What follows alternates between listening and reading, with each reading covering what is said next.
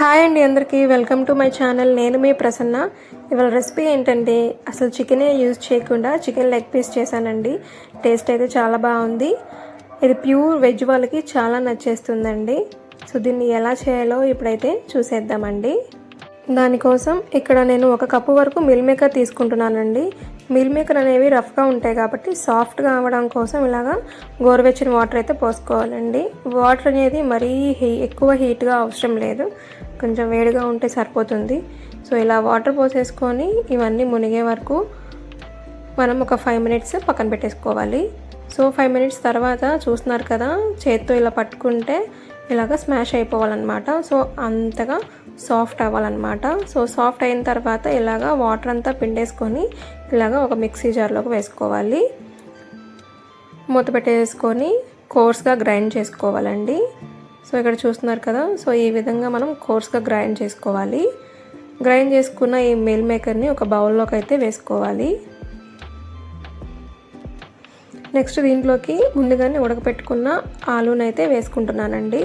ఆలూని ఇలా స్మాష్ చేసుకొని వేసేసుకుంటున్నాను. నెక్స్ట్ దీంట్లో టేస్ట్కి తగ్గట్టుగా సాల్ట్, ఒక 1/2 టేబుల్ స్పూన్ కారం, ఒక 1/2 టేబుల్ స్పూన్ కన్నా తక్కువ కొంచెం గరం మసాలా, అలాగే ఒక 1/2 టేబుల్ స్పూన్ ధనియా పౌడర్, అలాగే అల్లం వెల్లుల్లి పేస్ట్ ఒక 1/2 టేబుల్ స్పూన్, అలాగే ఒక 2 టేబుల్ స్పూన్ వరకు మైదా వేసుకొని మొత్తం కలిసేలాగా కలుపుకోవాలండి.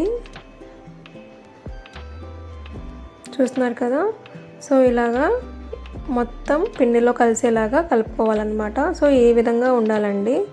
నెక్స్ట్ బైండింగ్ కోసం ఇక్కడ నేను ఒక 4 టేబుల్ స్పూన్ వరకు మైదా, అలాగే ఒక 2 టేబుల్ స్పూన్ వరకు కార్న్ఫ్లోర్ అయితే వేసుకుంటున్నాను. దాంట్లోనే కొంచెం సాల్ట్ కూడా వేసేసుకొని వాటర్ పోసుకొని ఈ విధంగా మనం రెడీ చేసుకొని పక్కన పెట్టేసుకోవాలి.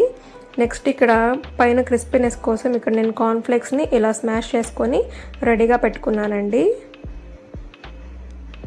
నెక్స్ట్ ఇలాగా ఒక ఐస్ క్రీమ్ స్టిక్ తీసుకోవాలి. ఐస్ క్రీమ్ స్టిక్ తీసుకొని కింద బేస్మెంట్ కోసం ఇలాగ ఐస్ క్రీమ్ స్టిక్ తీసుకుంటున్నానండి. మీకు కావాలంటే చిన్న చిన్న స్పూన్స్ కూడా యూస్ చేసుకోవచ్చు. సో కింద బేస్మెంట్ అనేది ఇంపార్టెంట్ కాబట్టి సో ఇక్కడ నేను ఐస్ క్రీమ్ స్టిక్ తీసుకొని ఈ విధంగా లెగ్ పీస్ లాగా షేప్ వచ్చేలాగా చేసుకుంటున్నానండి. సో చూస్తున్నారు కదా, సో ఈ విధంగా లెగ్ పీస్ లాగా చేసుకోవాలి. చూస్తున్నారు కదా, అచ్చం లెగ్ పీస్ లాగే ఉందండి. సో ఎవరైనా చూస్తే నిజంగానే లెగ్ పీస్ అనుకుంటారు. సో ఈ విధంగా అయిపోయిన తర్వాత మైదా పిండిలో డిప్ చేసుకొని మనం కార్న్ఫ్లేక్స్తో మొత్తం కోట్ చేసుకోవాలండి. సో చూస్తున్నారు కదా, మనకి లెగ్ పీస్ అనేది రెడీ అయిపోయింది. ఇప్పుడు ఒక్కొక్కటిగా మనం డీప్ ఫ్రై చేసుకుంటే మనకి ఈ వెజ్ లెగ్ పీస్ అనేది రెడీ అయిపోతుందండి. సో ఇది మీడియం ఫ్లేమ్లో పెట్టి మాత్రమే ఫ్రై చేసుకోండి, హై ఫ్లేమ్లో పెట్టమాకండి.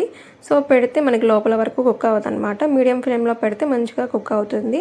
సో అయిపోయిన తర్వాత గోల్డెన్ బ్రౌన్ కలర్ వచ్చిన తర్వాత మనము సర్వ్ చేసుకుంటే చాలా బాగుంటుందండి. మీకు ఈ వీడియో నచ్చితే ప్లీజ్ ఒక లైక్ చేసి షేర్ చేసి సబ్స్క్రైబ్ చేసుకోండి.